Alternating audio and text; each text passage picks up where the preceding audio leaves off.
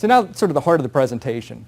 We're going to focus on what we'll call the 5 steps in the M&A process. There's actually a 6th step, which is optimization, but I think if you've made it that far, you're in pretty good shape. These 5 steps are usually where we see the most problems. So it involves the development of an M&A strategy, the identification of your targets, the performance of due diligence, the negotiating and structuring of the transaction. Again, that includes considering tax implications. And then lastly, the integration of the acquired business. So the first one that we'll dive into is the development of strategy. So first question. I think it's an easy one, but should your M&A efforts be sort of a standalone effort, or should they be part of your overall business strategy? Right, it's an obvious one. Well, what we commonly see when we start talking to our clients about M&A is that they haven't defined their business strategy in some reasonable degree of detail so that we can figure out where M&A really fits best, right? You need to decide what markets you plan on going into, what customers you'd like to obtain through an acquisition, what the financial targets are that you expect to achieve.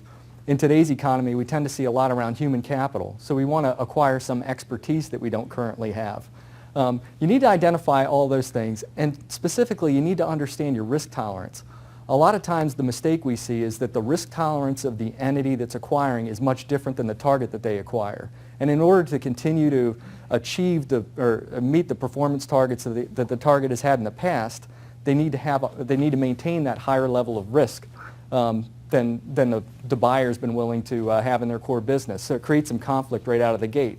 You look and say, well, I don't know if I'd price a transaction that way, or I don't know if I'd pursue a customer with that credit risk profile.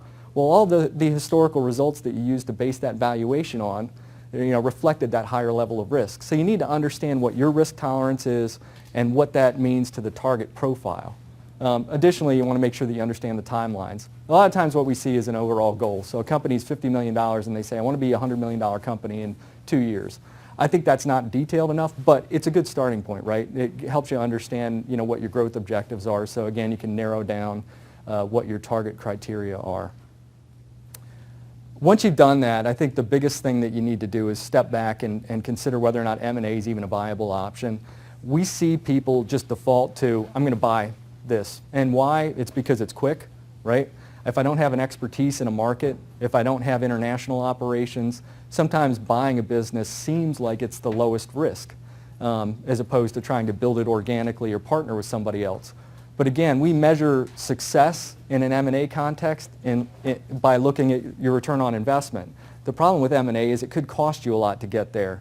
And after the merger, a lot of times the financial performance isn't what you expected it to be. And we're going to show you some more statistics to underscore that as we go through the presentation.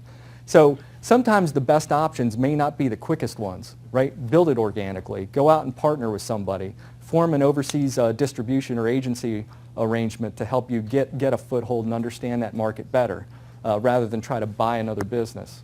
So there are just other options there. But assuming that you've gone through that process of saying, we know what our strategic plan is, we've decided that M&A is the best way for us to accomplish some of these objectives, then you move to the next step, which is trying to decide what the target criteria are. Now, this is the one step that we see companies overlook. Usually what happens is a company will come to us and say, we've identified a competitor. It wasn't through some formal M&A process. We just happen to know them, and we know that their owner is looking to step back, reduce their involvement in the business, and we think we can get a good deal. So it doesn't come out of a formal process of saying, look, what are we trying to accomplish, and what does an ideal target look like? And I really think that you need to do that. We recently went through one of these exercises with one of our clients that was thinking about expanding through M&A. And they came to us with a list of 4 or 5 companies. We stepped back and said, okay, well, what are your overall business objectives? And it didn't take a long time, about 4 hours of brainstorming. And then we went back and we identified about 40 potential companies that they had never even considered. So we're going to get to how you identify those companies later, but it's important to understand what you want to achieve and then develop a detailed list of what the target criteria look like. How many of you have unfettered access to the capital markets? I don't. Yeah, good. I don't think we have a lot of early stage biotech companies in our client base, but yeah, you're usually dealing with financial constraints, right? Like you need to talk to your bank about how you're going to finance it. The owners may have a limited amount of capital that they're willing to deploy in an acquisition. So that in and of itself is going to help you define what your target criteria are. How big is the company? What's their revenue?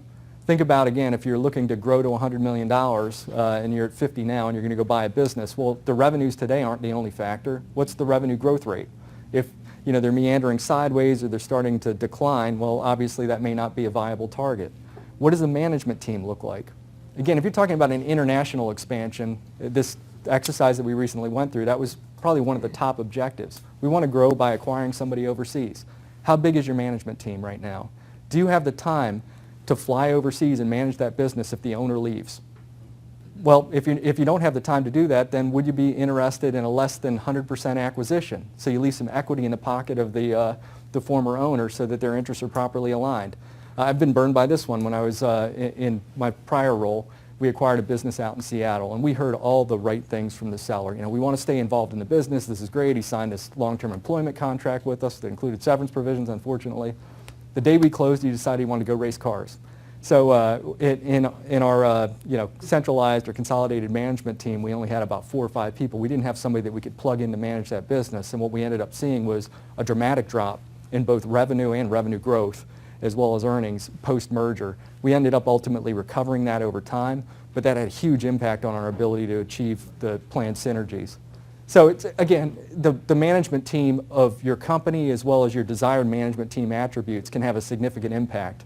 You may say, at the end of the day, I'm not willing to go overseas through acquisitions because I can't run the risk that a key management team member leaves because we just don't have the bench. And that's actually where that other scenario led us to. We said, that may be a long-term objective. That's probably not the lowest hanging fruit for your business right now. So it's important to identify all of these criteria so that you can really hone in on what it is that's going to provide the most value to your business.